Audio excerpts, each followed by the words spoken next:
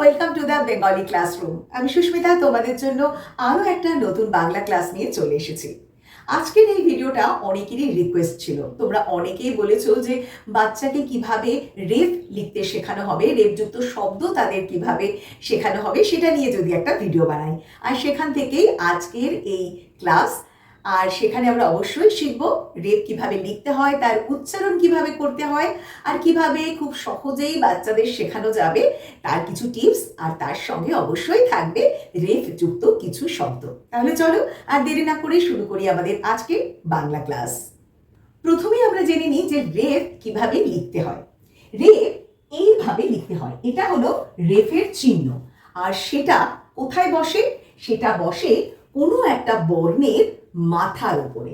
যেমন যদি আমরা একটা উদাহরণ নিই যে ক, এই ক এর সঙ্গে আমরা রেফ যুক্ত করব, তাহলে সেখানে আমরা রেফটা কোথায় বসাবো? রেফের চিহ্ন কিরকম হয়? এরকম হয়, একটা জাস্ট এরকম কোনাকুনি একটা দাগের মতো। আর সেটা কিভাবে লিখতে হয়? সেটা যে কোনো বর্ণের ঠিক মাথার ওপরে এইভাবে লিখতে হয়। যেমন এখানে কয়ে রেফ, তাহলে কয়ের সঙ্গে এইভাবে রেফটা তার মাথার উপরে বসবে। ঠিক একইভাবে যদি আমরা গয়ের ওপরে লিখি তাহলে ঠিক গয়ের মাথায় বসবে। ঠিক একইভাবে যদি আমরা বয় রেফ লিখি তাহলে বয়ের মাথায় বসবে। তাহলে বোঝা যাচ্ছে যে কোনো বর্ণের ঠিক মাথার ওপরে এইভাবে কোনাকুনি ভাবে রেফ চিহ্নটি বসে। এ তো গেল রেফ কিভাবে লিখতে হয়।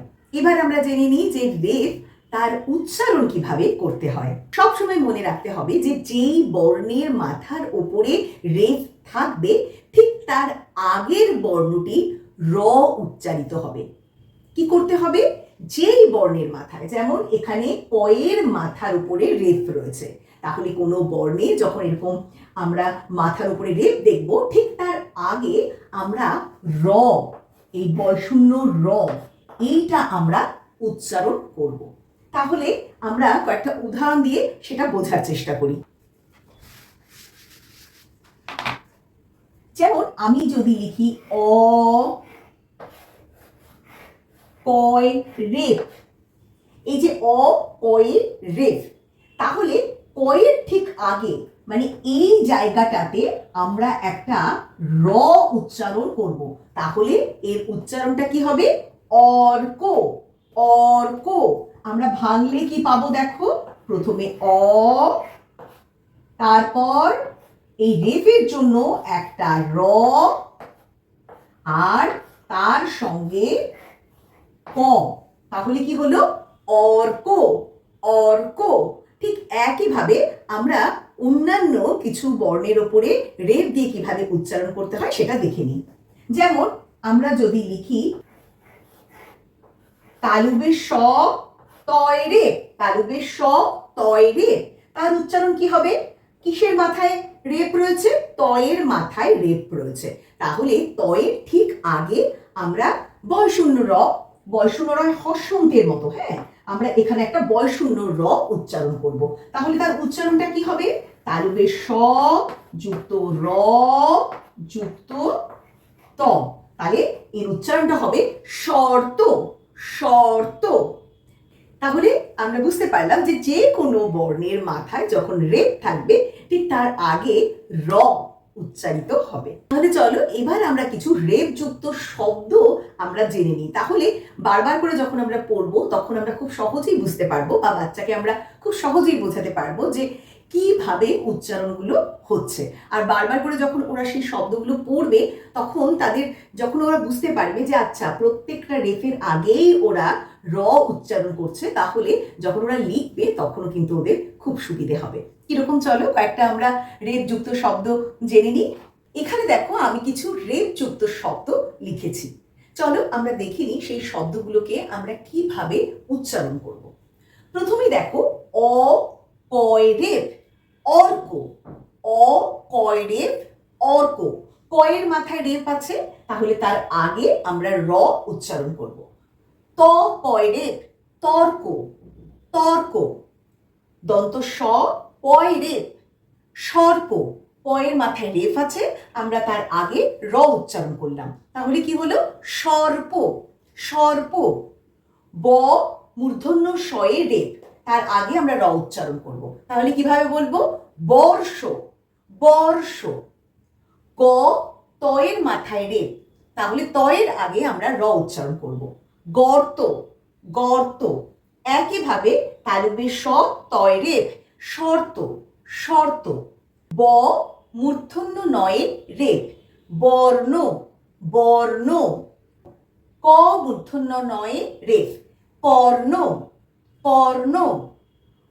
ময় দীর্ঘ ক্ষয় রেফ, মূর্খ, মূর্খ। ক্ষয়ের মাথায় রেফ আছে, তাহলে তার আগে র উচ্চারণ হলো। ঠিক একইভাবে দয় দীর্ঘই ঘয় রেফ, ঘয়ের আগে র উচ্চারণ হবে, দীর্ঘ, দীর্ঘ। চ, চয় রেফ আকার, চর্চা, চর্চা। ময় দীর্ঘ ছয় রেফ আকার, মূর্ছা, মূর্ছা।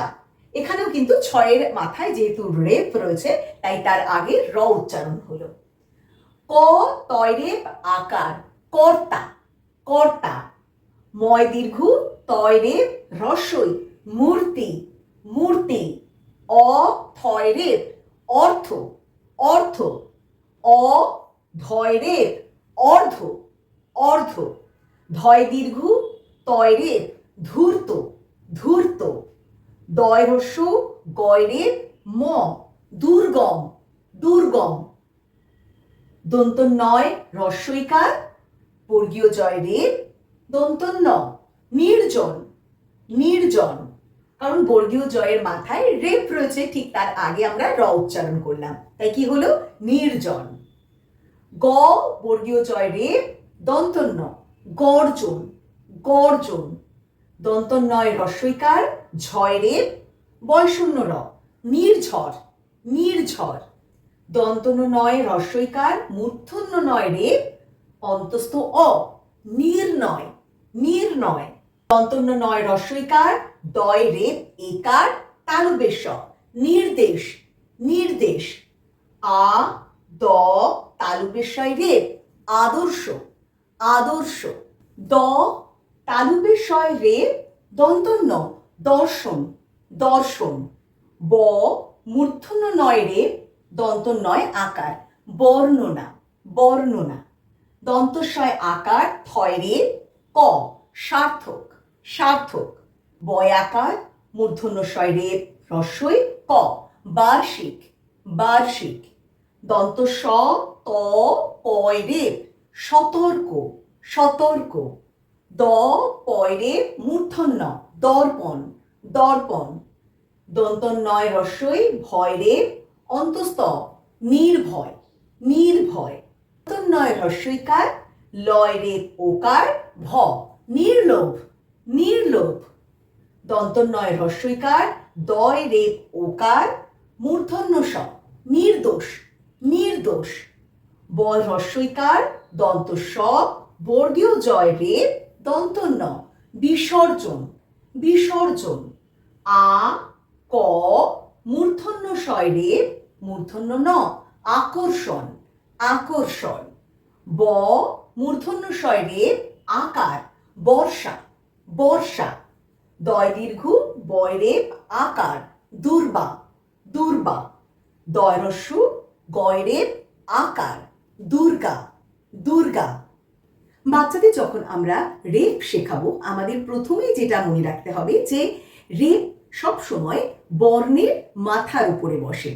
যেমন আমরা যদি বলি কয় রেফ, তাহলে আমরা কয়ের ঠিক মাথার উপরে আমরা রেফ চিহ্নটি বসাবো।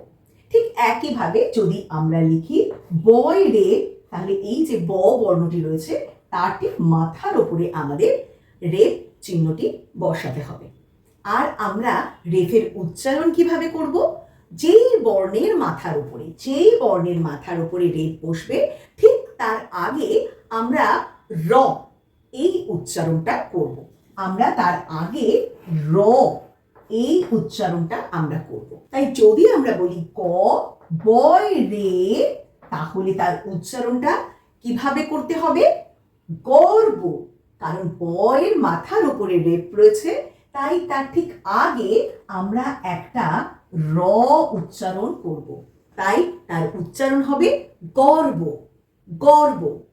তাহলে বোঝা গেল যে আমরা কিভাবে রেফ লিখব আর রেফের উচ্চারণ করব।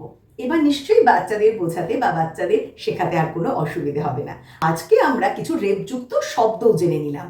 এরকম আরও রেফযুক্ত শব্দ রয়েছে, তোমাদেরও যদি জানা থাকে এইরকমই কিছু শব্দ আর শেয়ার করতে চাও আমাদের সঙ্গে, তাহলে অবশ্যই কমেন্টে লিখে জানাও। আজ এই পর্যন্তই। আশা করছি এই ভিডিওটি তোমাদের কাজে লাগবে। ভালো লাগলে লাইক আর শেয়ার করতে ভুলো না। আর যারা এখনো আমার চ্যানেলটি সাবস্ক্রাইব করোনি তারা প্লিজ চ্যানেলটি সাবস্ক্রাইব করো। আমি এইরকমই আরো নতুন নতুন ভিডিও তোমাদের জন্য নিয়ে আসবো। আজ এই পর্যন্তই। দেখা হবে পরের বাংলা ক্লাসে। ততক্ষণ সবাই ভালো থেকো।